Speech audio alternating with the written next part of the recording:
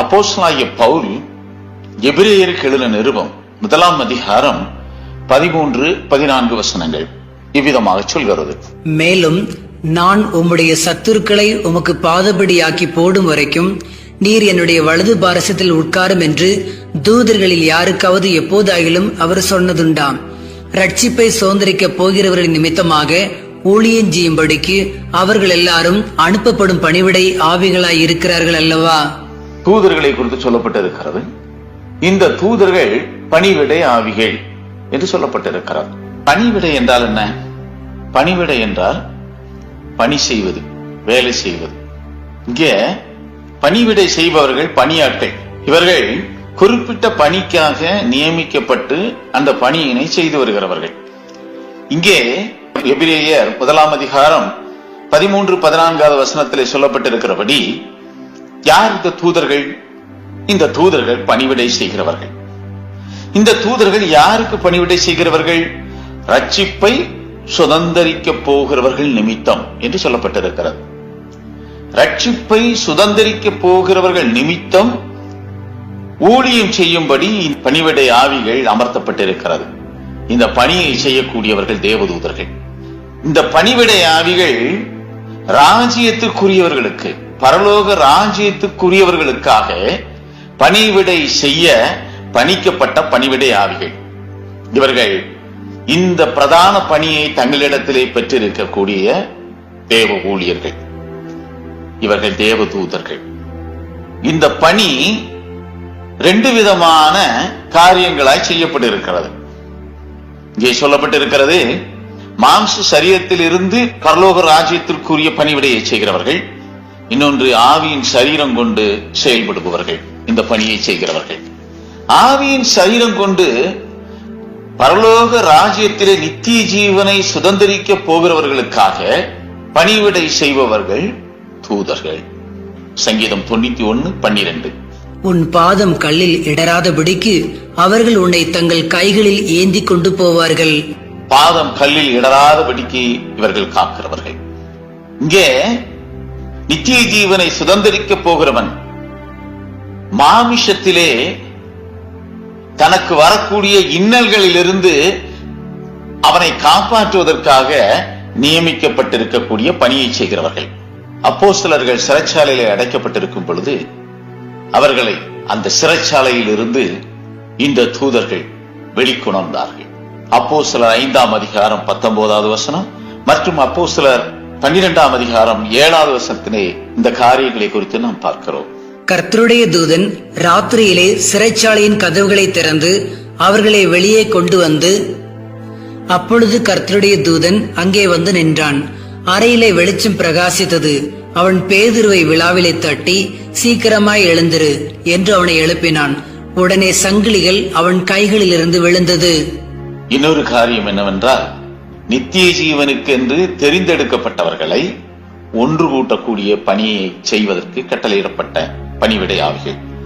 மத்தேயு 24 அதிகாரம் 31 வசனத்திலே விதமாக சொல்லப்பட்டிருக்கிறார். வலுவாய் துணிக்கும் எக்கால சத்தத்தோடே அவர் தமது தூதர்களை அனுப்புவார். அவர்கள் அவரால் தெரிந்து கொள்ளப்பட்டவர்களை வானத்தின் ஒரு முனை முதற்கொண்டு மறுமுனை மட்டும் 4 திசைகளிலுமிருந்து கூட்டிச் சேர்ப்பார்கள்.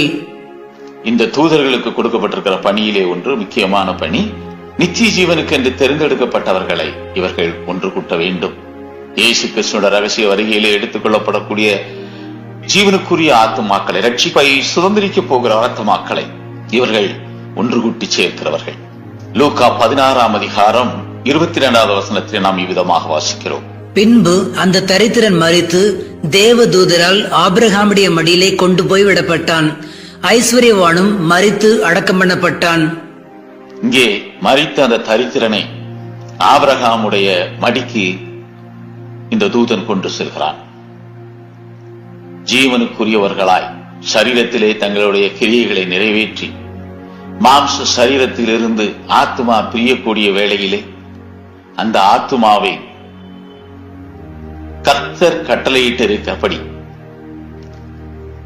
நித்திய ஜீவனுக்குரியவர்களை இளைப்பாறுதலுக்கும், ஆக்கினைக்குரியவர்களை அக்கினியும் கந்தமும் எரியக்கூடிய கடலிலே பங்கடைய கர்த்தரால் தீர்ப்புக்குட்படுத்தப்பட்டவர்கள் எரி நரகத்திலும் தள்ளப்படுவார்கள். இயேசு கிறிஸ்து சிலுவையிலே அறையப்பட்டு மரித்து பின்னர் 3ஆம் நாள் உயிரோடு எழும்பினார். அவர் 3ஆம் நாள் உயிரோடு எழும்பும் பொழுது வானத்தில் இருந்த ஒரு தூதன் இறங்கி கல்லறையை மூடியிருந்த கல்லை நகர்த்தினான் என்று மத்தேயு 28ஆம் அதிகாரம் 2வது வசனத்திலே வாசிக்கிறோம். அப்பொழுது பூமி மிகவும் அதிரும்படி கர்த்தருடைய தூதன் வானத்திலிருந்து இறங்கி வந்து வாசலில் இருந்த கல்லை புரட்டி தள்ளி அதன் மேல் உட்கார்ந்தான். இந்த பணிவிடைக்காரன் செய்த பணி கல்லறையை மூடியிருந்த கல்லை புரட்டி போட்டது. கல்லறையை மூடியிருந்த கல்லை இவன் நகர்த்தினான். உயிர்த்த கிறிஸ்து 500க்கும் மேற்பட்டோருக்கு காட்சி கொடுத்து தம்மை உயிரோடு இருக்கிறவராக அவர்கள் முன் காண்பித்து அவர் தன் பிதாவினிடத்தில் எடுத்துக் கொள்ளப்பட்டார் என்று நாம் வேதத்தை வாசிக்கிறோம். இந்த தூதர்கள் கட்டளையிடப்பட்ட வார்த்தையை கொண்டு வருகிறவர்களாயும் கட்டளையிடப்பட்ட பணியை ஜீவனுக்குரியவர்களுக்காக நிறைவேற்றுவதற்காகவும் இவர்கள் அனுப்பப்படுகிறார்கள். இவர்களுடைய பணிவிடையை இவர்கள் நிறைவேற்றிய பிறகு இவர்கள் பரலோகத்துக்கு ஏறி போவார்கள்.